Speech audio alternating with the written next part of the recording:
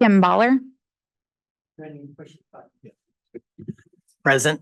Eric Butler, Present. Linda Cosgrove. Present. Sandy Ditmar, Present. Justin Proudy, Present. and Nancy Eichstead is absent. Darren Canaparoli. Jackie, here, but she is running a little late. A couple things I want to note on the agenda. There are some date request or corrections under future meetings. There was a meeting that was scheduled for June 23rd, and that is a Sunday. That is the council work session. That is actually going to be June 25th, not the 23rd. And then Of June, correct. okay, originally it said, No, not there- this agenda, but Oh, yeah, no, so then, and we'll make these corrections on the, when we send out the next one. I just want to kind of make you guys aware of it. And then also there was a meeting that on here that was originally slated for October 3rd, which is a Thursday, but it's actually going to be October 4th, which is the Friday that we normally meet. So just a couple corrections, and then when we send out the agenda for June, we'll have those corrections on it. So just kind of a housekeeping thing. Another thing real quick is Justin had sent over some information from that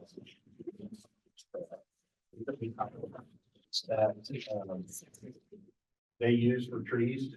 And so I printed a copy of each one of those, or a copy of it for each one of you so that you guys have it to help look through. You know, take a look at it. Obviously, not expecting you to go through it today and all that stuff, but I think it'll help with the tree list significantly, especially when we're talking in parking strips and things like that. So that's an additional piece of information that Justin had sent out. So I want to make sure that you guys also got a copy of that. Any other questions before we dive into the rest of the agenda? Nope. Okay. So we've been, Marcy Jory, our economic development person, has been working on a website for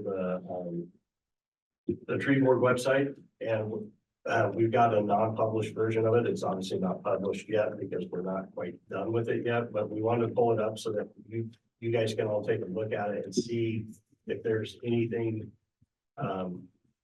that you'd like to see on it that's not on it. And kind of go with it that way. So I know the people, Kim and Linda, you guys are going to have to spin around and take a look at it, but it's up on the screen.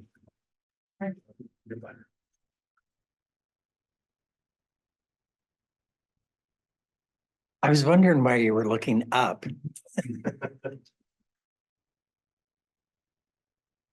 So obviously we have the members of the board on there. It talks about what the tree board is. And then it's got recommended street trees. I believe that is the city's current list, if I'm not mistaken. That's on that. That obviously is going to change once we get the ordinance in and everything like that. So that list is gonna more than likely expand. And that's where people will be able to go to find information on trees that can be planted, things like that, recommended trees, all of that stuff will be on that link for people to see once it's published on the website. Obviously, you can see supporting documents there. We got PG power lines. That's our recommended tree list, which we haven't, that we currently have one, but as we've been talking about, we'll be changing that. The Tree City USA program, and then the Arbor Day resolution.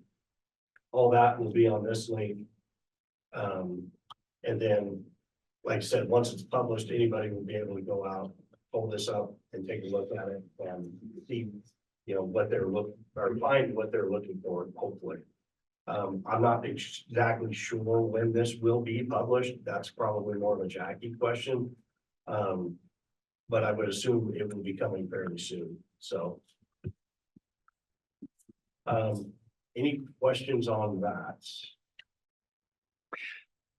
When will we be able to review it? Um. That's a good question.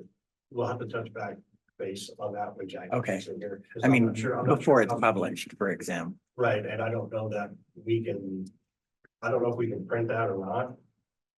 We can. So what we'll do is we'll print a copy of that, of what's on there right now, and we'll send that all to all of you so that you guys can review it and take a look at it.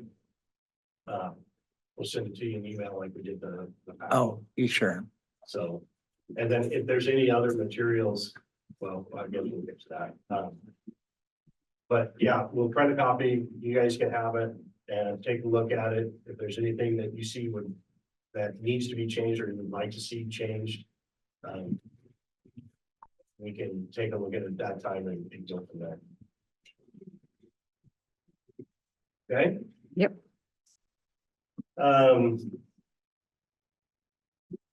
So discuss community engagement strategy.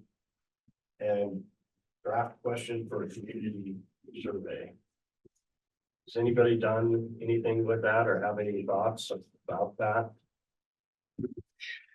I didn't know what questions they wanted us to ask, like an FAQ, that questions that residents might have or questions that we would have. I'm not sure which, when they said questions, what they were asking for.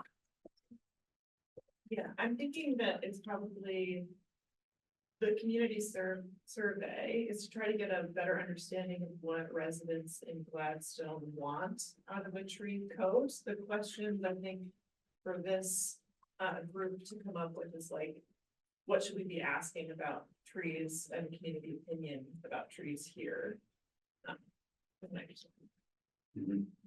Yeah. And I can help with that. I haven't done that myself, but I have worked with other communities that have done outreach for the specific topics. I can share those resources with the group.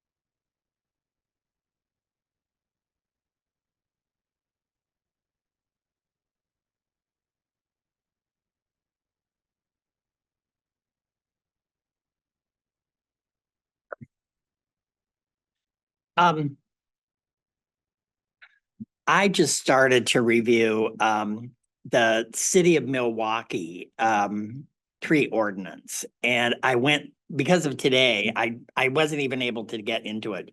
Just read the first like 1 or 2 pages. And there's a lot of pages. And I looked up tree board. And they had, I don't really want to, be a wet rag here, but the city of Milwaukee contracted with an organization called Enviro Issues. And they detailed all this really well in their thing. And so they sent out a questionnaire. They didn't say how they sent it out, but Milwaukee, I think, has 21,000 people, and 222 people answered the questionnaire. 148 completed it. And only 55 people, I think it was, actually had additional questions. So they also had an open house and a drop-in session for people to come in and comment on it. And 7 people showed up. So I can't imagine that the interest in Gladstone would be any greater than Milwaukee, to tell you the truth, because people are people. And so I think, you know, that it would be, rather than try and, you know, come up with something totally new, I don't see why we can't just copy somebody else or paraphrase a lot of other places. Because so many cities, even in this local area, already have tree ordinances. And some hate them and some don't. I mean, I have a friend that lives in West Lynn, and he doesn't like it, but he knows what it is. Like he had a walnut tree in his yard that he couldn't chop down. But anyway, so I just think I would really like us to see if we can't kind of streamline our efforts and sort of feed off of what other people have done. Or cities, I should say. Well, and I think to some point you can do that, but I think it's also important to get the community's involvement in it. I understand that not everybody gets involved or, you know, doesn't really care about a lot of that stuff, but I think it's important to at least include them in that process. And I think that's what we're trying to do here. You had mentioned the open house and stuff like that. A lot of the times those don't work because of the timing and everything. What we've seen, or what I've seen lately that seems to work a lot better, is putting out QR codes that will send you to the right straight to a survey where you can just fill out that survey and go from there. A lot of people do that. It's something that you could put on a poster or something like that and put it in, like in the parks, areas where a lot of people congregate, that type of a thing. And you tend to get a lot better response than holding open houses, because open houses, you're right, not a lot of people go to them. So I think that would be a good way to go with it once we have the survey questions and everything ready to go. I agree, though, open houses don't typically work very well. And also, I'm not saying don't do this stuff, like don't have it. I mean, I think we should have a survey and ask people questions and get their input. But I'm just saying, we shouldn't be disappointed if hardly anybody responds. So like Milwaukee had like maybe less than 1% of the people respond. So that's not a statistical significance for doing what they did, because they basically the residents of the city, you know, basically it's the city decided what to do. I'm sorry. That's okay. We have the Chautauqua Festival coming up, and we could do a booth and give out questionnaires there with people's addresses so that we don't get duplicates. But also, I want to make sure that we're not placing the homeowner at additional expense. You know, cost of living is so high right now, and, you know, people are making house payments and they're raising their kids. You know, I want to make sure we don't put additional expense on the homeowner. Well, I think these are things that's a concern that will for sure come up in one of these surveys. I imagine that's the experience I've had. And I guess where I'm just spitballing, like how I think we know we have to do the community engagement piece, whether it's successful or not. We have to at least make an effort, right, to include the public on that. I guess the question is still, like, those questions that we draft have to be somewhat related to like what we plan on doing here, right? It's like, so we have to sort of have the overall, like, what's the main goal? If it just get Tree City USA, I think that's pretty easy, and we shouldn't have to do too many things that are going to impact homeowners or residents too much. I think the questions come as like, how far are we going to go? Are we going to do tree protection plans for construction? Are we going to increase the canopy in Gladstone significantly, where are we gonna plant those trees? So I think, I guess it's knowing a little bit where we're going is gonna help give us better targeted questions maybe for the community. So it's actually meaningful how we craft what we end up doing. I think too, it's important not to have the questions be too leading. Like at least kind of craft the questions in a way that it's really kind of inviting everyone's honest opinion rather than saying, how do you feel about this? How do you feel about that?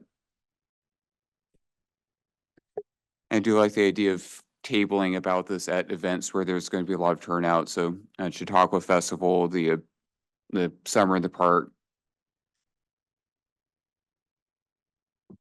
Chautauqua Festival, I think is a little too far down the road.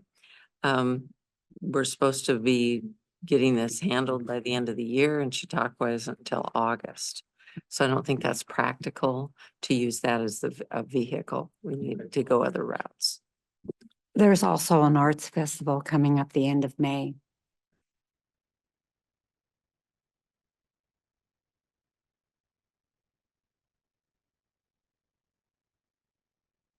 It would have been great to be ready in time for the plant sale.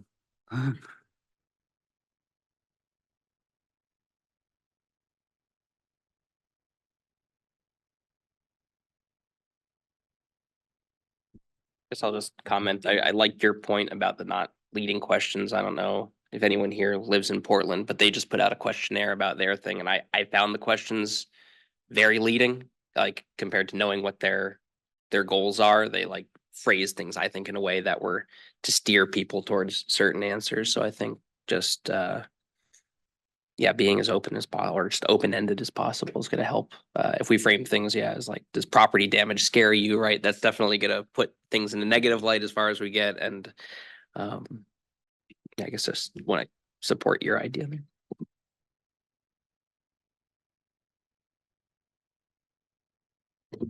Anybody have any more to add for that? For the community engagement strategy?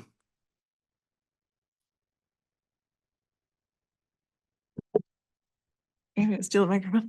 I guess I have seen some communities have like incentives for filling out a survey. So I don't know if that's something, like I've seen like, Fred Meyer gift card or something if you complete the survey. So that could be a way to get more responses if there's budget, or I don't know, if we could get creative about incentive for engagement, that could be a way to get more responses.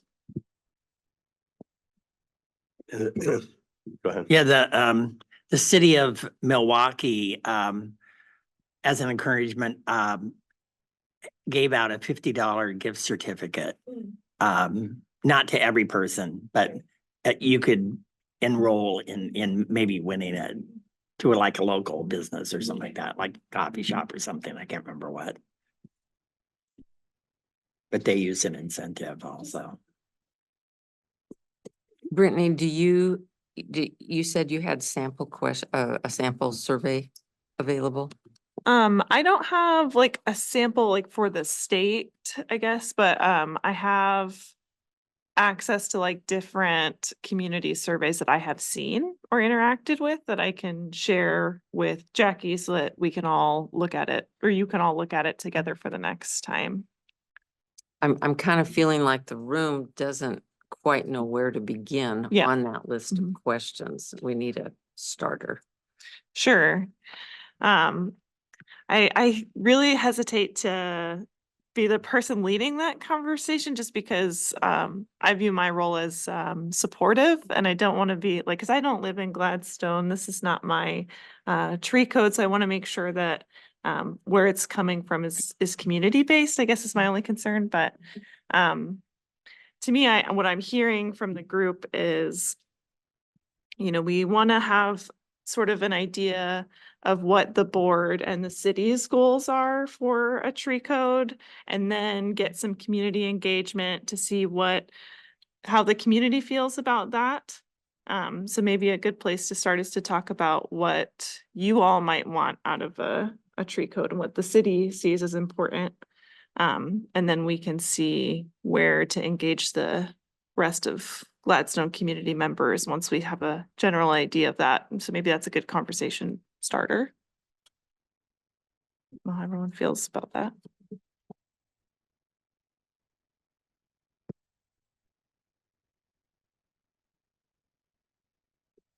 Well, my goal would be to find the balance between improving the tree canopy in the city without putting so much restriction that it's a burden on business, power, utilities and homeowners. How to, a way to find that balance. So like maximizing benefits of urban forestry while minimizing cost. It does come down to cost. Yep. Yeah.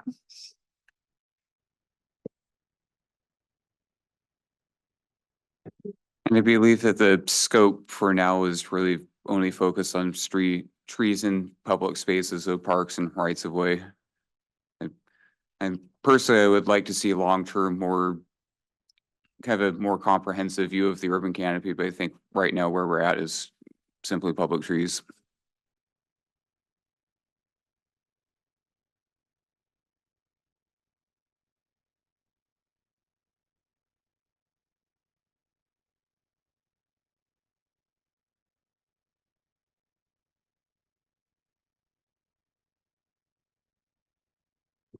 But I think that's the whole reason why we don't want to include that with the ordinance. It'd be a supplement to it so that Yeah. we could continue to update that list without having to go through all the hoops to update it. That's why you want to keep that tree list separate. I think that's something we should make clear in when a survey goes out, that this is just intended to kind of regulate the planting and trimming on public right of ways or public property, because I do think people get kind of freaked out when they hear they have restrictions on their private property. You know, I think there's benefit in having that as well, but it's definitely gonna be a lot more controversial if you start saying this is what you can do on your private property and this is what you can't.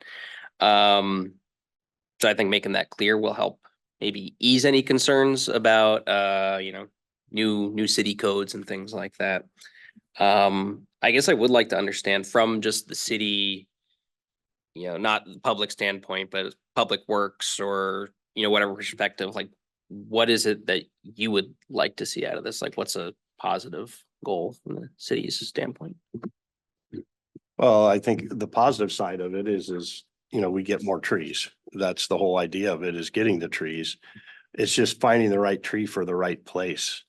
And I think that's part of the problem that, at least that I've seen around town, is, you know, just using the parking strip, for example, is you get the wrong tree in there and it's tearing up sidewalks, curb, street, even infrastructure as far as water lines and sewer lines and things like that.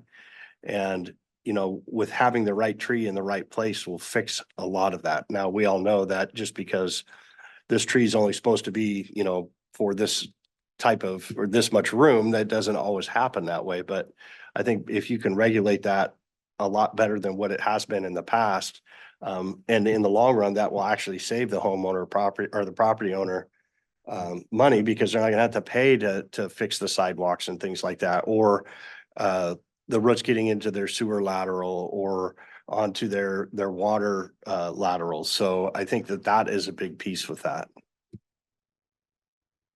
Are most of the trees in public right of way just planted by a homeowner who just kind of goes out there and does it, or? Yeah, for the most part.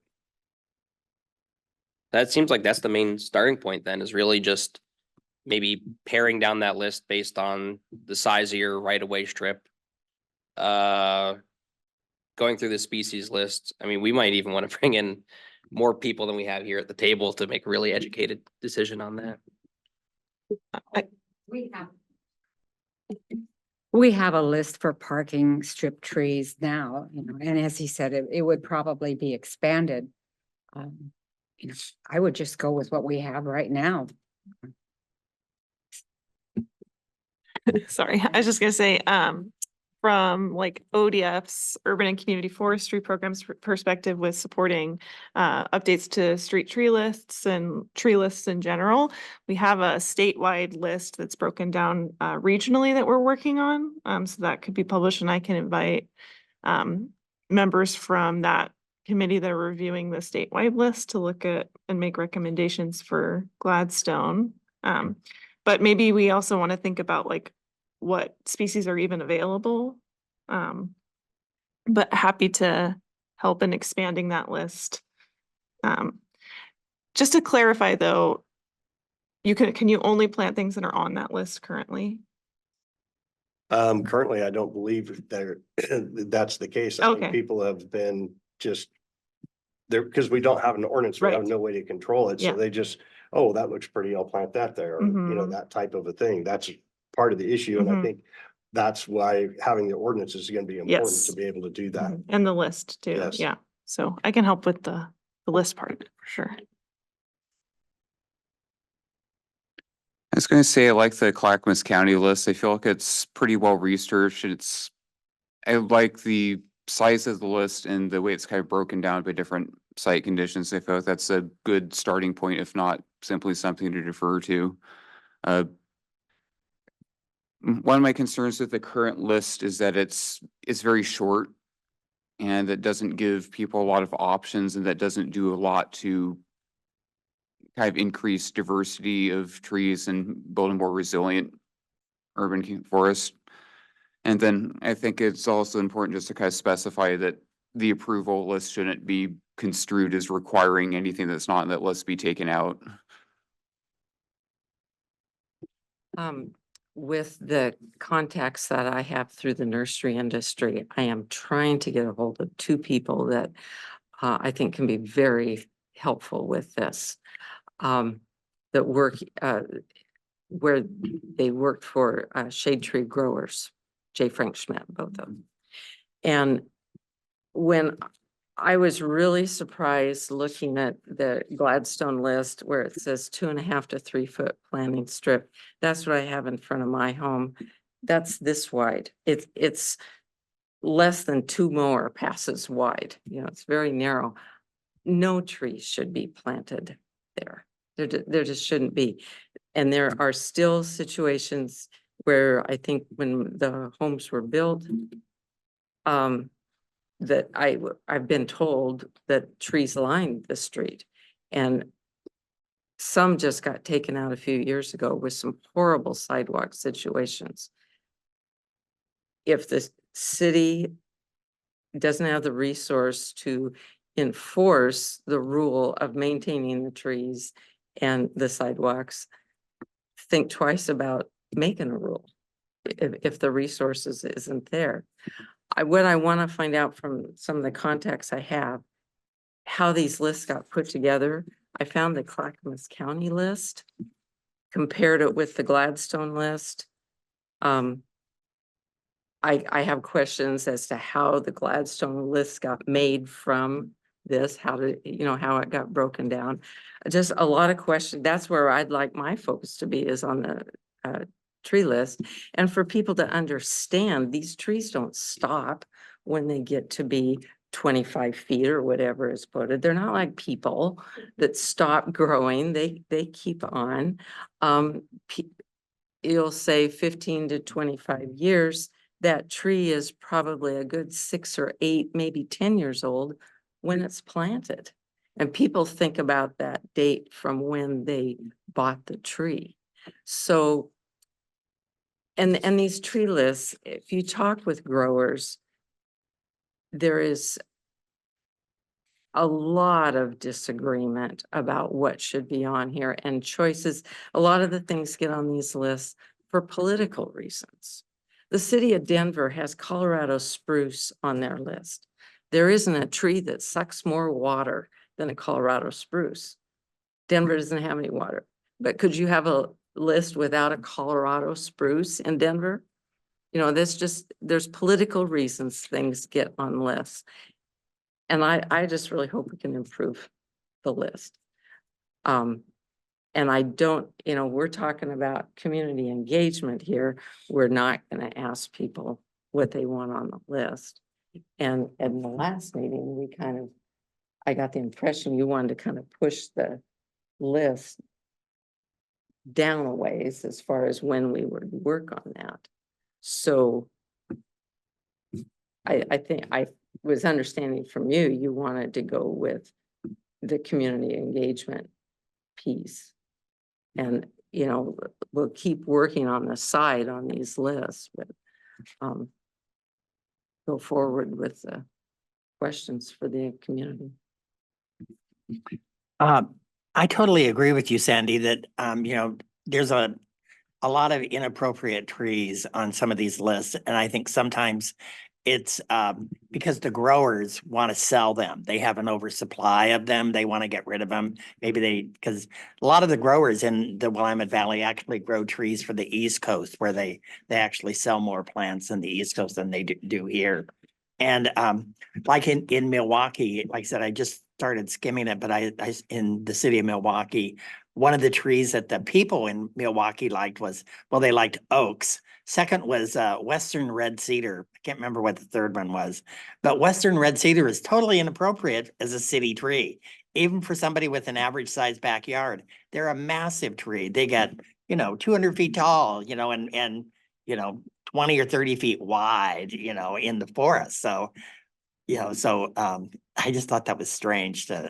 That's that. why I talk about for political reasons, things get on a list. Now, there are Thuya plicata, Western red cedar, that are appropriate, smaller, named cultivars. Mm.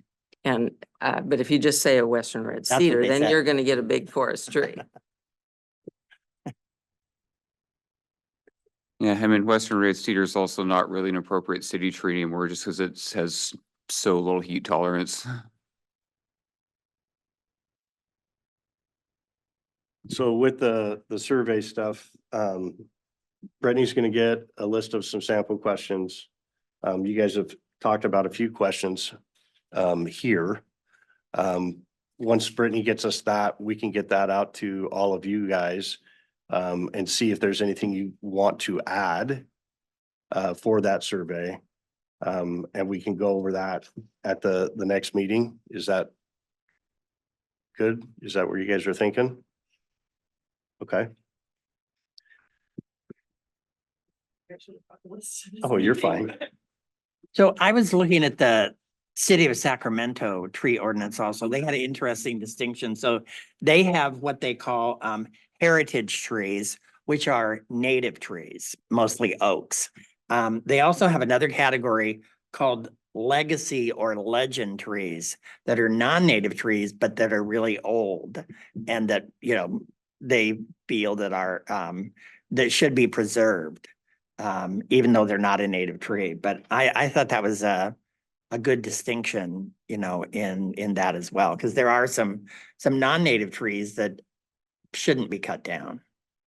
And I think it was they also had they also had a diameter. If it was above a certain size, basically you couldn't cut it unless you had some extraordinary circumstances. And I think it was 60 inches DBH, which is diameter at breast height, which is a common term that they used for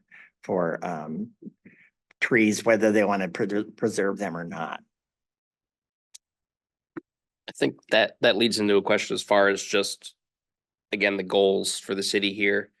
We know it's regulating what trees are planted, who plants and all that, and right trees. Are there going to be then restrictions on removing trees in those public right of ways that they need city approval or kind of consideration of?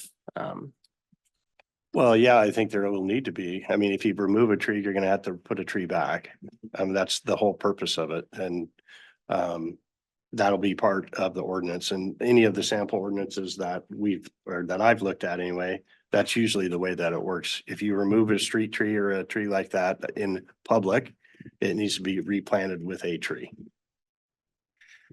But are there going to be restrictions on private property for removing certain trees as well? Because city of West Lynn, for example, Tree City USA for 30 years, they do have restrictions on what you can remove from your private property. It's not just public right away.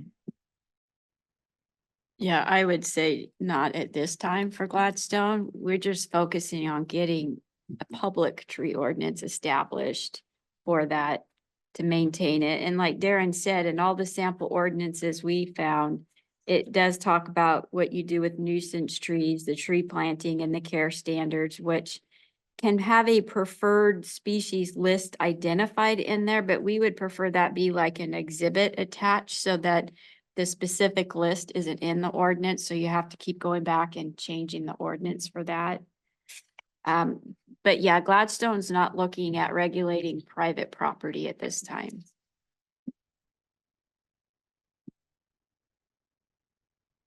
The city of Gladstone, I mean, city of Milwaukee also, they had a map of the city. I don't know where they got it from, but they said their goal was to increase the tree canopy from 40 to 70% by, can't remember the year, but that was a goal that they set. So, I mean, Justin, you were talking about a goal. I mean, that could be something that the city could state as a goal as well. Have to know what your current canopy is. Google satellite. I'm sure Yeah, that's- Yeah, well, there are actually quite a few data resources out there that at least give kind of a big picture, coarse range indication of what's out there. I think, does ODF have tree plotter now or Yes. area? Or is it just at Washington counties? So we have the canopy assessment tool available just for Washington County currently, but are in contract to get it for the state, hopefully this year. And PGE has LiDAR now that they can come and look at what kind of inventory you have on public streets too, Mhm. right of way. I don't know how extensive they're using that on distribution stuff. They're using a lot in high fire risk zones to just figure out kind of what type of encroachment they have, what the high risk things are. I think the state, does the Forest Service have stuff available now for here? I know they did in parts of California. I don't know if they have any of that canopy data. Equity store, through the American Forests, that has a good tool. There's a lot of different mapping tools that might have like canopy metrics in them. So it's something that we could look at. And I think that's one of the recommendations from this group is our task has been to adopt an ordinance first, and then now we need to do an inventory of what Gladstone has, and then we build upon that. Yeah, so I feel like the goal piece of it. Thanks. When you're saying like the canopy cool that you're talking about in Milwaukee is great, but it's more specific to like an urban forestry management plan, which informs an ordinance. But a lot of the times what happens is ordinances come first and then the bigger management plan will come out of that. So there's a lot of different avenues for these things. I do think that data collection would be something that's important to include in an ordinance. So kind of start with the baseline inventory, then part of the permitting process for doing new planting or for tree removal would be essentially you'd update that inventory as you go. So anytime a new tree goes in or an old tree comes out, then that's kind of getting updated in the records. Or are we getting an inventory first? I don't No, I believe don't that think we're so. able to do that at this point, no. But if you're, I guess to the point of like tracking things, there's different avenues for doing that. I don't know if having an inventory included in an ordinance is necessary in order to achieve that goal. And we can talk about inventory also, but I think maybe thinking through if we're having removals, right? What is the process for that? Is it a permitting process? Because then there's a record of that. So then you can use that to inform an inventory that you have that doesn't live within the ordinance, but the regulation of like you need to get a permit is in the ordinance. So things like that could work. Yeah, the idea is that the inventory wouldn't necessarily be something stipulated in the ordinance beyond at most saying that an inventory will be done at some point, but that would again be kind of a supplement. Yeah, I kind of see them as separate issues. It is going to be really important to like actually figure out if whatever happens here is being successful in the long term. But that's more of like your logistics, city management, how you're managing your resources and things. And I don't know that I've seen too many ordinances that actually involve like we're collecting data and this and that. It's just like it's a piece of infrastructure and you're deciding how to track it and manage it and just seeing it that way from like a public works perspective.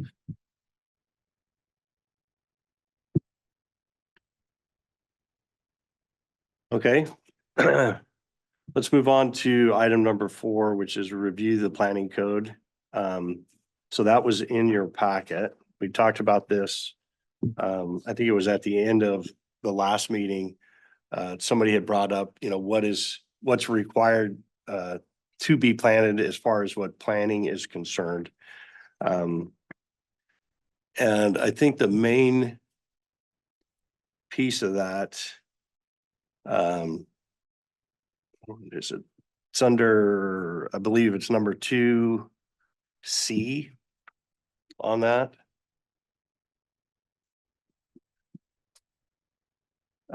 It talks about the spacing of trees, the type of vegetation, shrubs, things like that.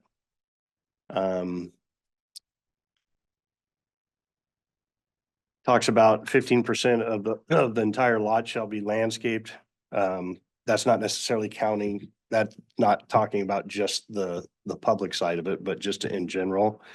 It also talked about there was one thing here under number 5 that had plant species and general characteristics and tree species, which would coming from our tree list that we will be creating. Number 8, it talks about the street trees. So there is a lot in here that covers the plantings. Because I know the question is, are people required to have plantings when new businesses or new residents are built? And the answer to that question is yes. But right now it's based off of a somewhat outdated tree list. And so by getting an updated tree list, that will help with what's being planted in there. I'm not sure what your guys' thoughts are on any of the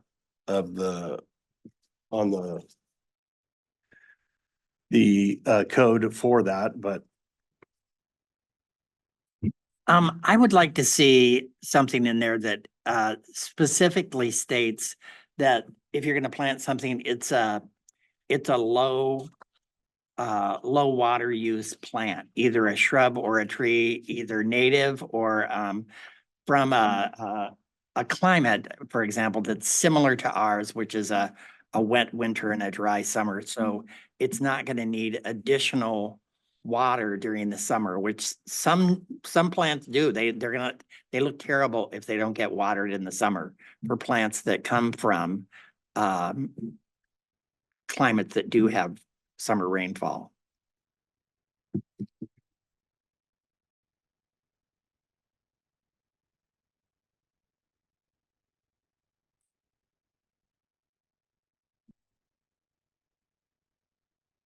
And it, because, water is another resource that is gonna be in short supply in the future, probably, or definitely more expensive.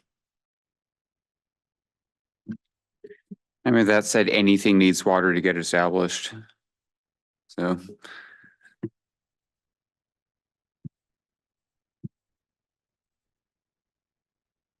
Yeah, I guess I'll just add to that comment. I think that can be like a category that is considered with the external species list. But I do hesitate with some I've seen a lot of like natural or like native trees being prioritized, but sometimes that becomes very challenging because in urban settings, like in parking lots and along planting strips, the reality is that a lot of those native species are not the right tree for that place, so they won't do as well as some of the cultivars that have been bred specifically for those environments. So I think that it's kind of a balance of considering all of those factors when you're thinking about the right tree, right place. The term native is it's a mess. And so when I hear that word, I just go, ugh. I think you have to forget about that. Just forget about the word native and plant the right trees. And the definition of a native is so ambiguous. It doesn't even make sense. So don't get hung up on natives, please. Just get the right trees in there.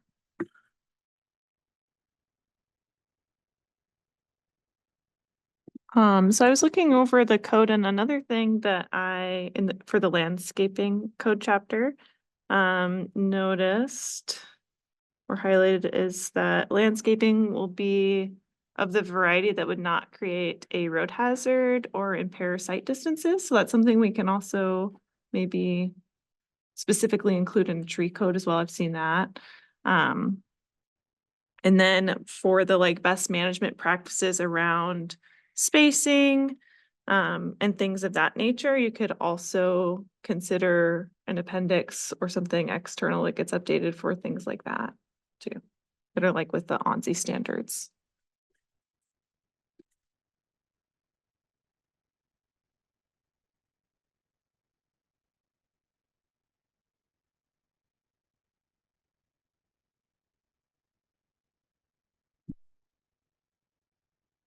Anything else on the planning code?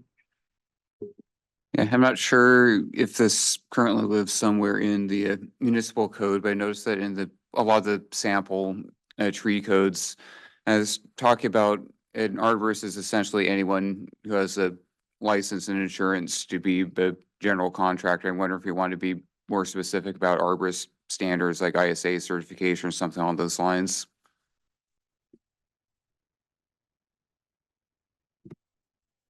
I mentioned too, just the regulation on the types of pruning is gonna be pretty important.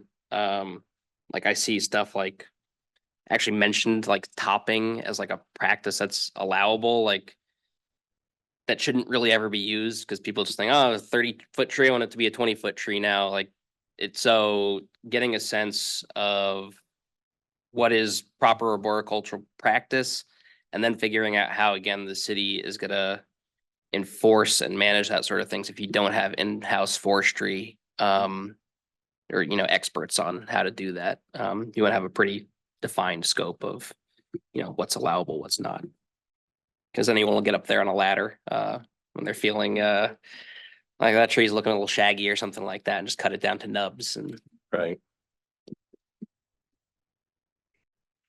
Maybe it's nitpicking, but the part in there about shrubs not being higher than 3 feet. Do you know why that's in there? My guess would be sight distance coming out of like a driveway or something like that. You don't want to have a big, huge bush, shrub, whatever you want to call it there, because it's going to limit sight distance coming out of a driveway, or could be coming into a driveway too, where you have sidewalk. You could block the vision of pedestrians. I understand that part, but that's like if you prune them or something, right? That to keep them bushy, because some shrubs actually become tree-like. So it seemed to be kind of a distraction to me. Well, they all grow. Yeah, and some places, the plants will get bigger here than they might someplace else too, like a 9-bark, Pacific 9-bark can actually become a small tree eventually, but it's mostly considered a shrub.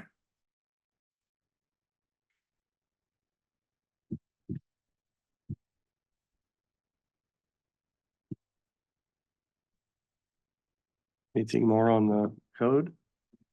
I didn't understand in the landscaping and street trees section, at least 6 feet in height and 80% opaque within, well, I'm not familiar with that term. 80% opaque. I think it's effectively, are you able, how much you're able to see through it? So like I said, a very open structure with a lot of space that you can see things through. Is it a very dense foliage that really blocks that site?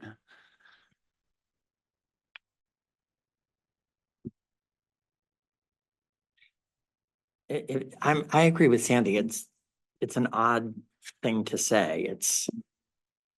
Why is it even there? Who's gonna measure, oh, this, whether it's 80% or not,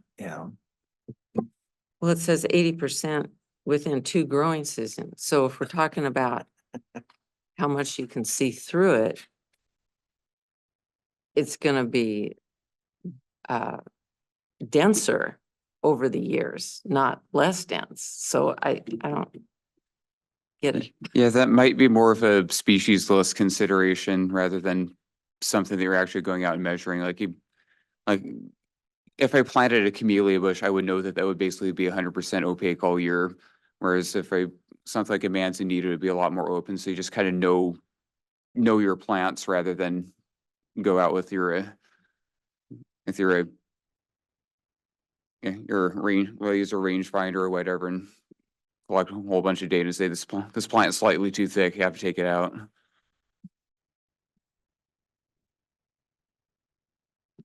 maybe that should be removed. Well, I think the intent of having this in the packet was because there was a question about what is in the city's current code in relations to trees.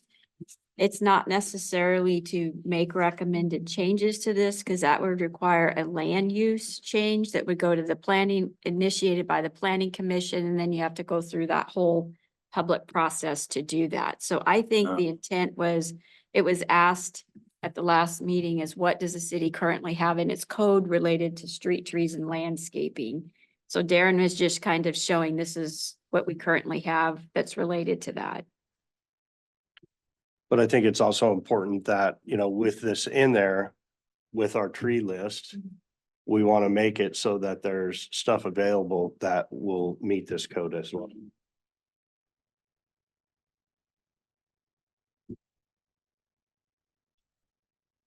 Yeah, we don't want them to be in opposition to each other. Exactly.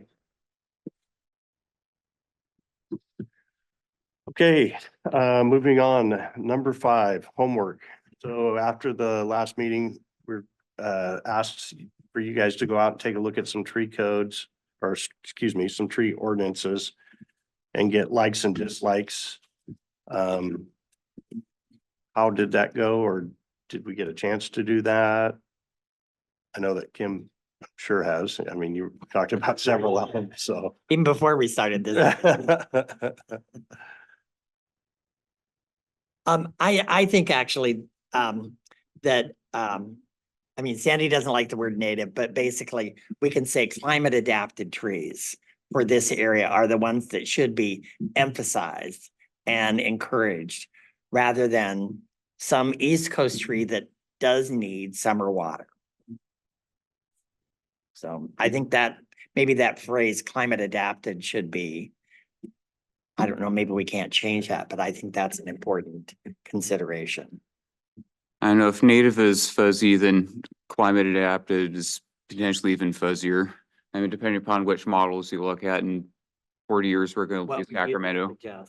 40 years, we're going to be Sacramento. I think really it just comes down to having the city maintain a species list.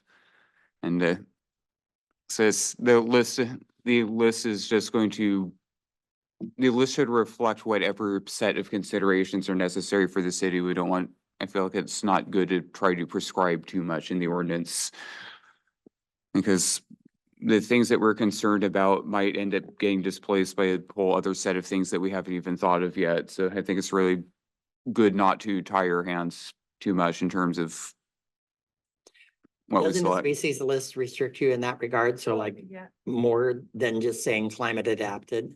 so I think from my perspective, just looking at different lists, what we're getting at here, what I think is flexibility within ordinances, right? So like not being too prescriptive, but then the list is prescriptive. And the intention behind that is that we can then update that list more easily. Whereas the ordinance, you have to go through this whole process to try to get it, and it's like time constraint. So like examples would be with like invasive species that might come in and target a specific tree. You want to be able to remove that off the list really easily. And the same thing for like how our climate is changing. Maybe we're noticing that certain trees are doing really poorly, then we can easily take them off that list or keep the ones that we're seeing are maybe more adapted. So I think the piece of it can be addressed within the list, and it's definitely an important consideration, but we also want to be mindful of not being too prescriptive in an ordinance, I think.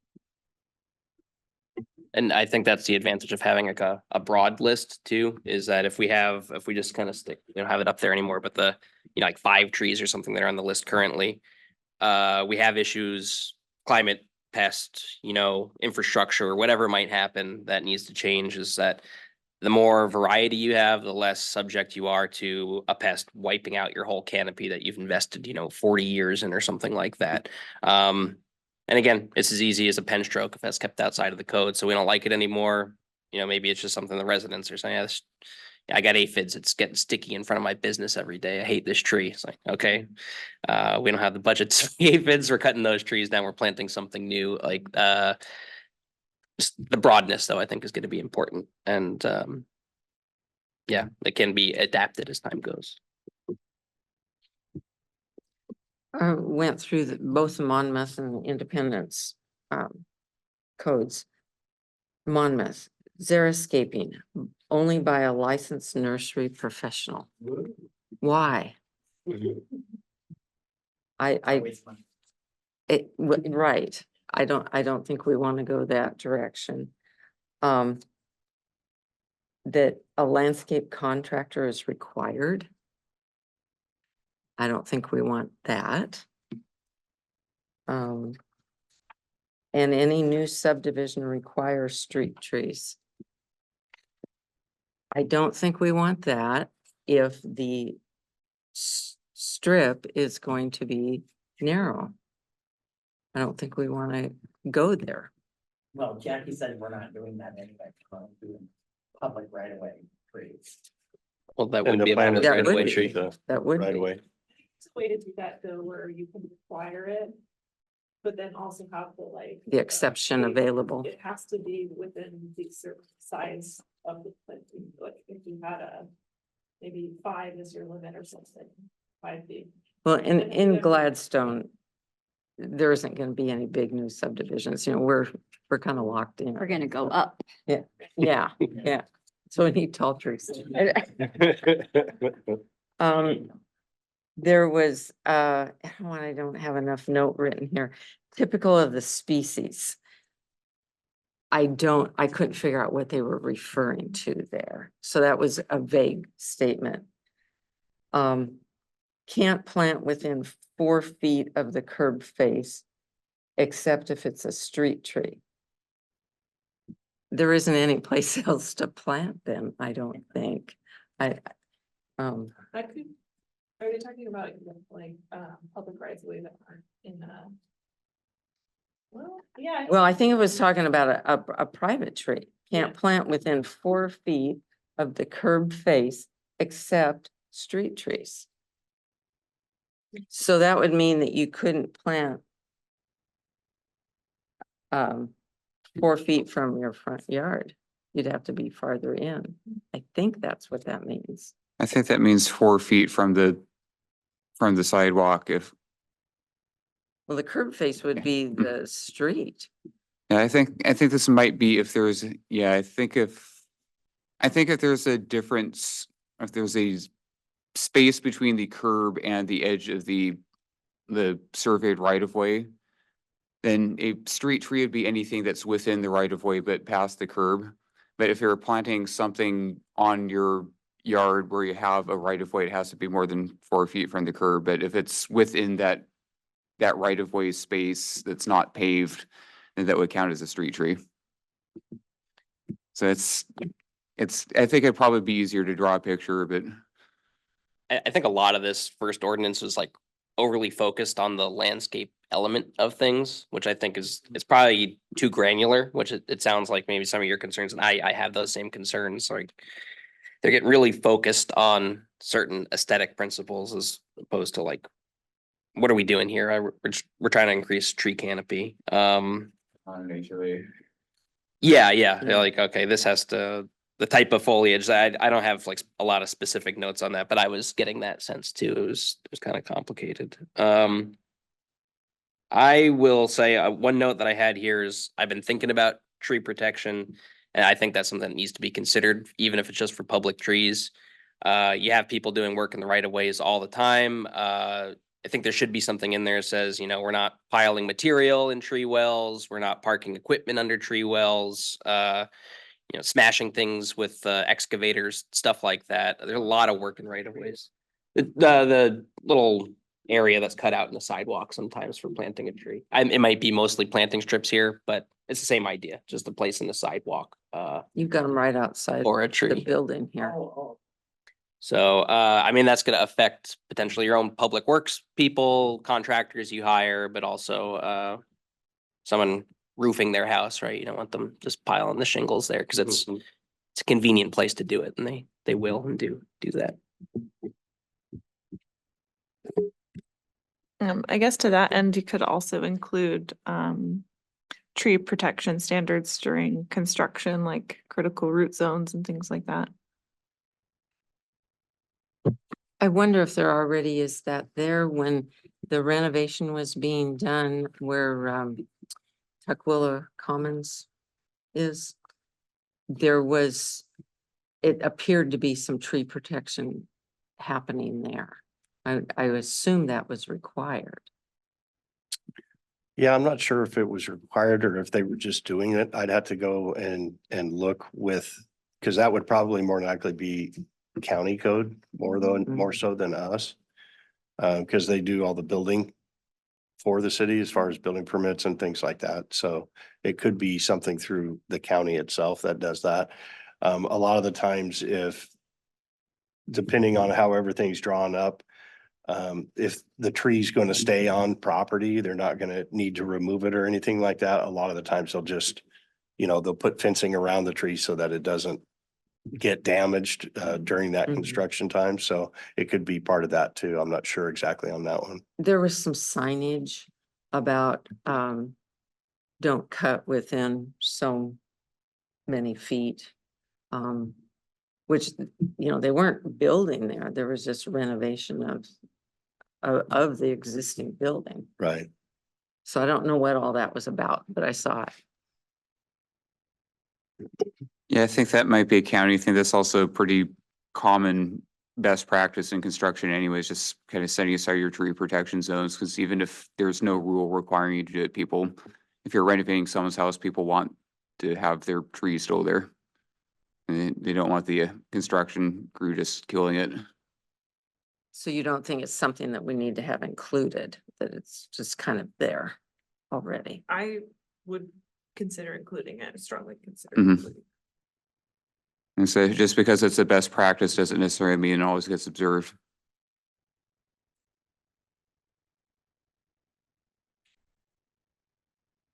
I've seen in my experience, and that's all I can speak of, is that people really have a general disregard for trees. They don't see the value of trees, especially for the future.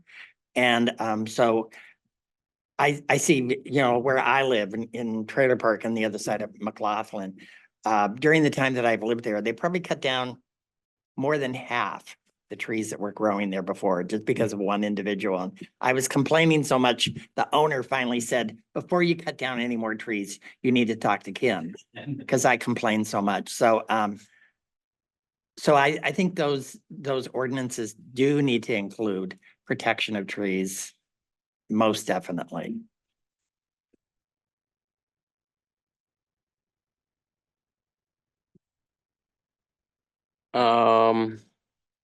guess I could just go through some of the notes. So generally I like the Polk County one better. There's a couple things like I didn't like, for example, they mentioned like root guards specifically. I think we want to get away from like the techniques that we're using planting stuff. Root. Yeah, it's like already they've kind of fallen out of favor. This is probably written when they were widely used. Many people don't see them being good anymore. So we should just shy away from that sort of. It's like a plastic barrier that's supposed to prevent the roots from going under sidewalks, but often that just restricts the root and then the tree blows over and makes a big mess anyway. Other stuff I thought of, there is some things, some ISA standards, a little book about kind of tree root ratios, what's appropriate for planting in certain sites might help us. I just wrote that down as a note in the size and classes of trees section in the Polk County one. It's kind of hard to find data on that, but it might help us make an informed decision. I need to keep asking questions. What's an ISA? International Society of Arboriculture. Public tree care, those sections in there, I thought they're kind of important to include that, saying that the city can trim, prune, remove. I know you guys don't generally do that. I think you need to reserve the right to. I know the adjacent homeowner's responsible, but I probably don't have to tell you, people are not always going to follow the city code and regulations and stuff. So reserving that right to prune or remove, if you're going to make it I guess it's priority in your code, right? That it is the adjacent homeowner's responsibility there. And then do you build them if the city takes on that responsibility? That's up to you guys. It's a question. Yeah. It's a question. It's important to consider. And I think the Independence one has a really good section on public tree care too, which is Polk County. So I agree with you. And that's really what we're trying to identify is an outline of things that you would like to see in the ordinance. So we've got regulations on permitting process, public tree care, and then staff will kind of do a template of these things and then bring it back so you guys can go through and say what you do and don't like in it. So I appreciate that feedback on language, because I agree that the Independence public tree care was very good for us to consider in ours as well. I think following up on what you were saying, Jess, I like the idea of having a reference to standards without spelling out what those standards are, because I think it is good to make sure that best practices are being followed for tree planting and care and removal and all these things. But again, we don't want to kind of box ourselves into a root zone. Saying things like don't top trees, I think you didn't include that, that's not gonna change likely. Yeah. But then having references to ISA documents or OTC standards is also a good thing. So is there gonna be a pre-existing condition in that? So if somebody is topping a tree now and these ordinances pass, are they gonna be prohibited from topping in the future, or can they continue to do it? Yeah, I mean, once your code is in place, it's everything after. So they wouldn't be punished for What they've what done. they've done before the ordinance is in place, but afterwards, then that would go into effect if they continue to do that.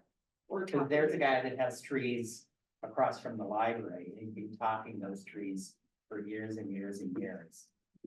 And I know that there's gonna be a stink if he can't do that.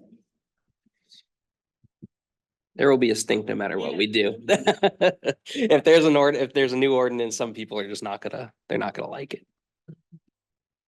I don't want to monopolize here. But a couple more things is, there's a section here about, utility. Obviously, I work for the utility. I don't think it hurts to be in there. It's just saying that, it has to be maintained. You can put that in there, you cannot. We're required by the state, by the OPUC, to maintain away from the high voltage lines. The company line is definitely, the more restrictions you put on us as far as restricting the utility work, needing permits to do things like that, the harder it makes us to actually do that maintenance, without being accused of having too much of a bias there. I'd say we have a real hard time with, city of Portland, for example, just even working in the right of way. So for example, so from the utility standpoint, it's important for us to have like a relationship, right? Working with the city, to help keep the lights on and stuff like that for communities. And then just quickly, the whole section about removal of trees in there, I think is really good. It needs to be something that we should, if not take this one verbatim, but I think it's really important to figure out what standards do you establish to allow someone to remove a tree, who's qualified, and then who reviews that in the city to say, yeah, this is a valid, you didn't just hire some landscaper that said, oh yeah, the tree is gonna die in a year. And that's all I have.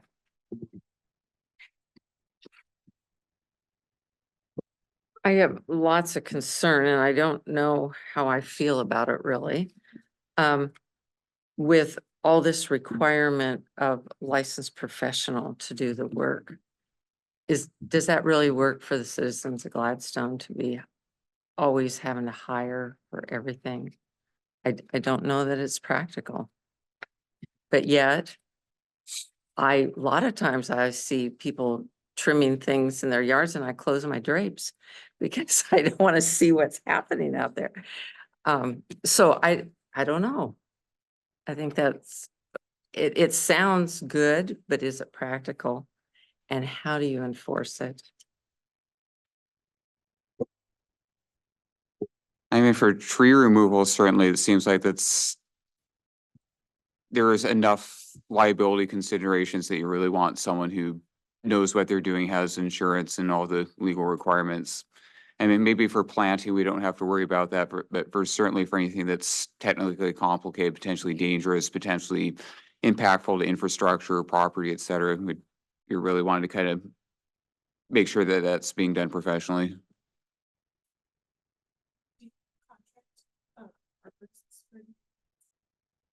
Yeah, when we have any tree work done, we use a tree service that has certified arborist.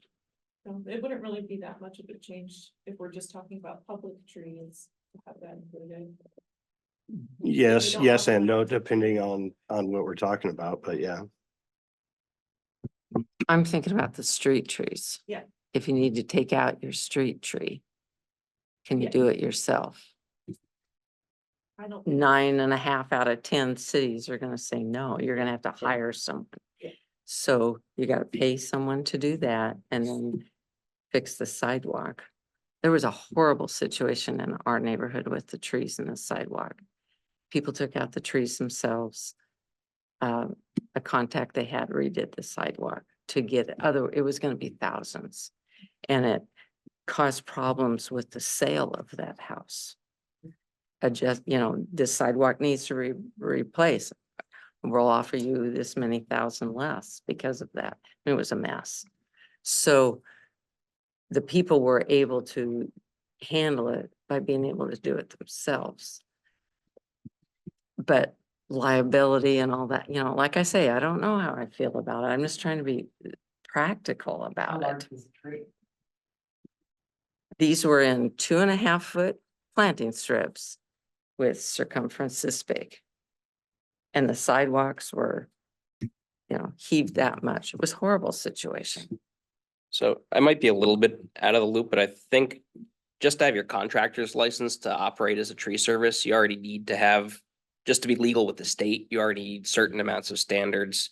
I don't know, I imagine you have certain standards for the city already to work in the right of way in any, like you can't just, if they're redoing a sidewalk, you can't just get a couple of bags of concrete from Home Depot and pour it yourself, right? You have to be meeting certain standards. So I think tree work is technically complicated enough that you have to meet some basic thresholds to even be a licensed contractor there. How specific we want to be, I agree.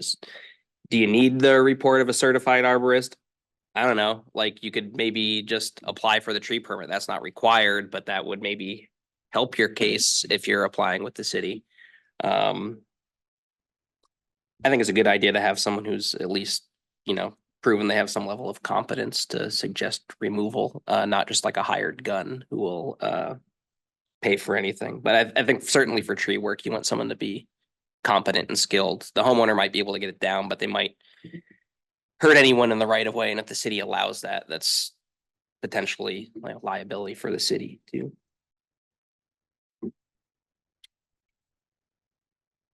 Anybody else have anything ordinance wise that they've read or saw, liked, disliked? Stump removal.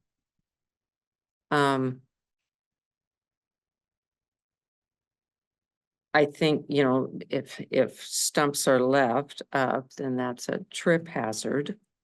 That's what I saw of it, but can you cause more sidewalk damage by grinding out the stumps? So I don't know if it's a requirement that should be there. Maybe it's a situational thing.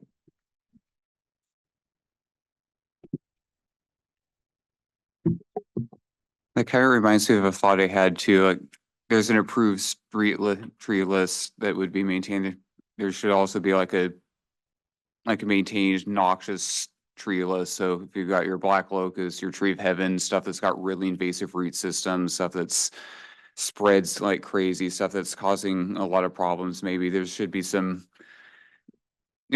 standards for taking out some of these. Like if you just chop down a black locust, you'll have 40 black locusts the next year coming out of every root within 50 feet. So maybe there should be some requirements if you're taking down one of these problematic trees to do a stump, like an herbicide treatment on the stump or something, so that you're not making things worse. So the independence language says all stumps of street and park trees shall be removed below the surface of the ground so that the top of the stump shall not project above the surface of the ground. So it's not really like digging in and removing the whole thing. It's just making sure that the stump is below, so it's not a tripping hazard either. Is that language that you would consider in our ordinance? So. Good to make sure you maintain the plant for the face. They're gonna have to grind it, so they're gonna replant living space anyway, but the stump grinder shouldn't damage the sidewalk. Just a big spinning blade, shove it in the ground, it turns into wood chips. I'd probably plant a shrub right next to the trunk and have the shrub cover the stump, so nobody could walk. I don't think it's hugely important to have in the ordinance one way or the other, whether we leave it or remove it.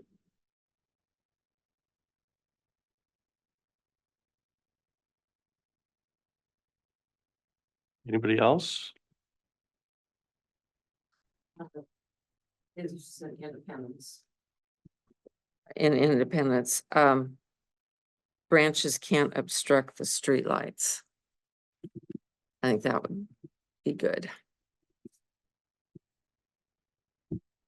And I think, Brittany, that's why you sent the independence draft ordinance, because we felt that there would be similarities that would apply in Gladstone.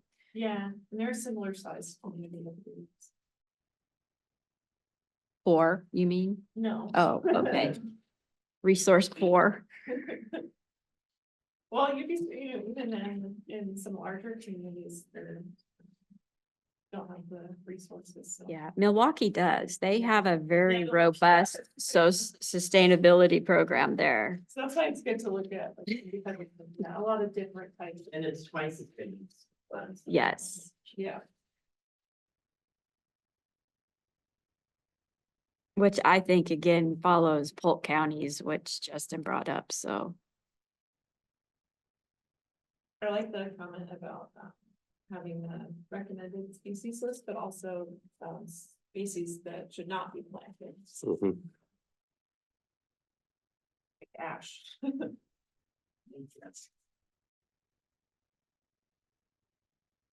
And tree of heaven. Yeah, ash and. I don't know if anyone's planting those, but you better But restrict they them. did, they Yeah, brought it here because yeah. they thought they were pretty. Pretty magnificent when they get big, you don't know what you're looking at. They plant themselves. They like foundation, grow next to foundations.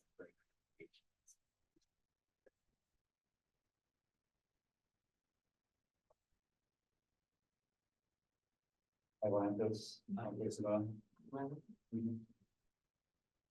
Find those in your.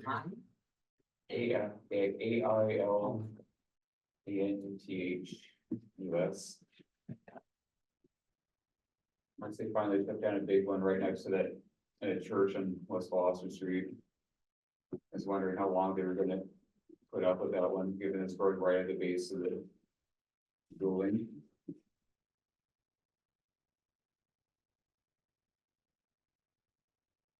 Okay, so, oh, did you have more? I'd just say overall, yeah, independence, I think is a pretty good model for what we're doing, you know, and this might be a good starting point to figure out what type of questions we're gonna ask. If we're gonna present something similar to this might give us some clues as to, you know, what concerns people would have with, you know, anything we might enact that's similar. We figure out maybe we want to scrap from here, what we want to keep, and then we can kind of tailor questions off that. Yeah, so if you're amenable, then what I would do is draft one based off of the independence to bring back that you could scrap, add, and we could work off. Is that for that? And we'd do that at the June 7th meeting. And then we could also finalize the community engagement questions. And we have someone on staff that could push those out either on SurveyMonkey, and we could do the newsletter paper copy, so we could start that process as well. Does that sound like a good plan, Dan? That sounds like a great plan. Okay. I've got some homework to What- send for you guys. Can you give me an example of what questions might be asked? Cause I was wondering about. Well, you have a list of Yeah. potential Yeah, I'll questions. send some things over, but like, did you look at Milwaukee's questions at all, or? I didn't get that far. Okay, so, yeah, I mean, I'll send some draft lists of questions that everyone can look at, but it could be more generally like what, concerns you about trees in Gladstone, what, you know, are trees important to you and why, and any Yes. and all things in between that get more detailed or less detailed, depending on. things. So those, what you said sounds pretty generic. It is. Uh-huh. So, So are these that I'm passing out? so how does that come back to? You know, of course, everybody wants trees. Why wouldn't you want a tree? Oh, yeah. Oh, okay, well, I know my neighborhood that turned into a desert after 2021 ice storm. These are just sample generic questions to get you thinking. And then Brittany will share hers. You would be surprised at the feedback you get, because you would think that everybody They don't. wants trees. We have a leaf pickup program in the fall.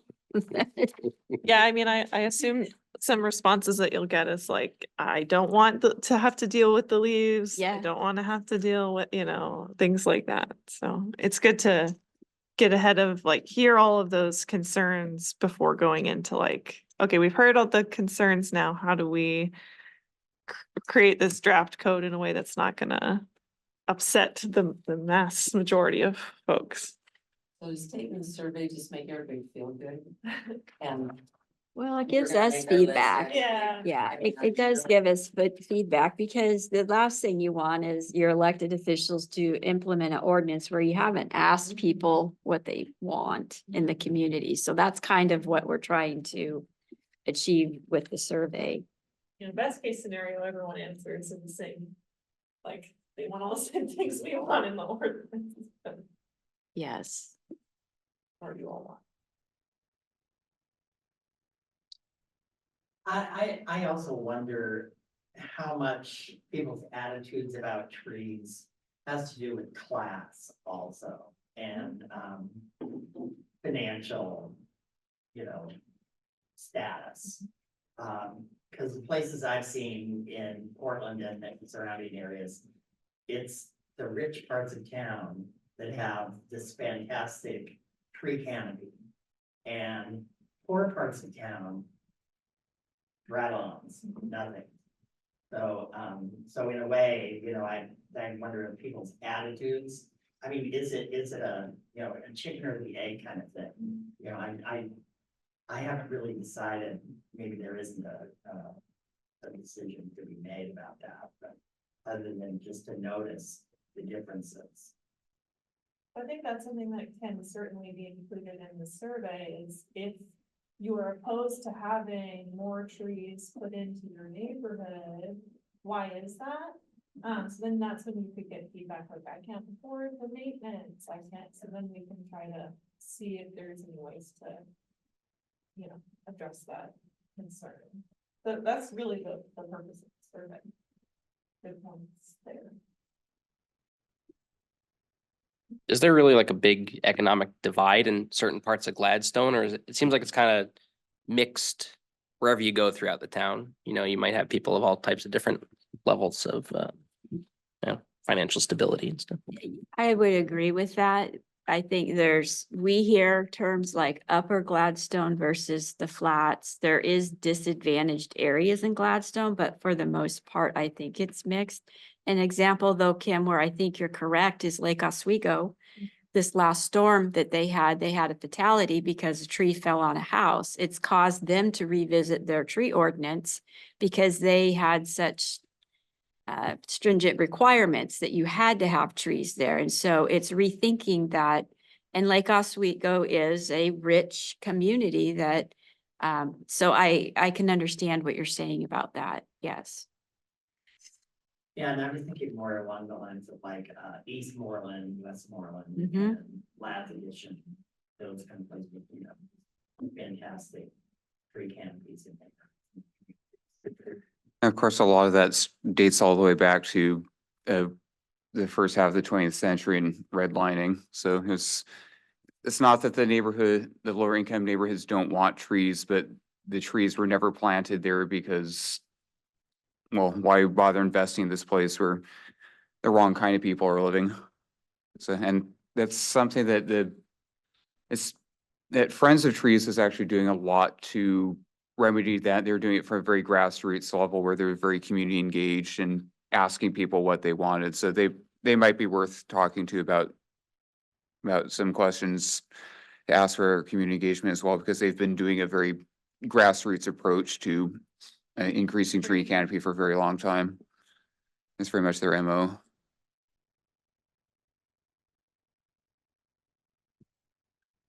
All right, well, that'll do it for this meeting. We'll get some information out to you. Like I said, we'll get you a copy of the website, the unpublished, so that you guys can take a look at that a little closer, more detail. Brittany's gonna get some sample questions out. And then we'll come back with the next one at the next meeting with basically the independence ordinance, and we can take out, add whatever we want to do with that. Did you want to ask about July 5th? Oh, yes. So you weren't here earlier, Jackie. Or but did you already ask? No, I didn't Oh, ask on okay. that, but there were some date changes in there. So July 5th, which is the day after 4th of July, which is for Friday.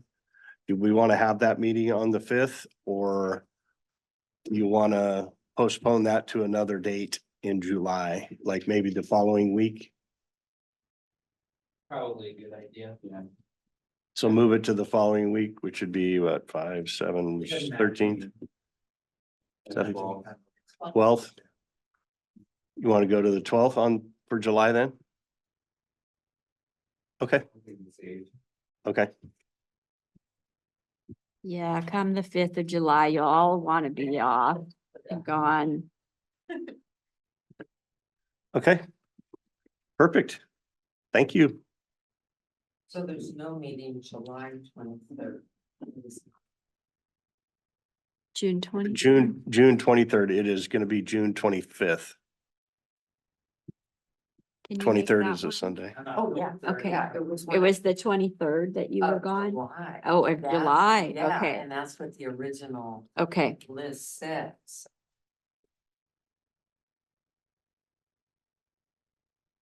We need to check that because it may be July. Well, the 23rd of June was a Sunday. Oh, we could do that too. I thought we were going to council on a work session in July, so we'll need to check that. Okay, And that pretty sure may I checked be it. but- why you couldn't go. But Okay, yeah, we'll update this and when we send it out for the next meeting, we'll make sure that it's good. My plans are there. There's no date. One day. thanks, everyone. Thank you.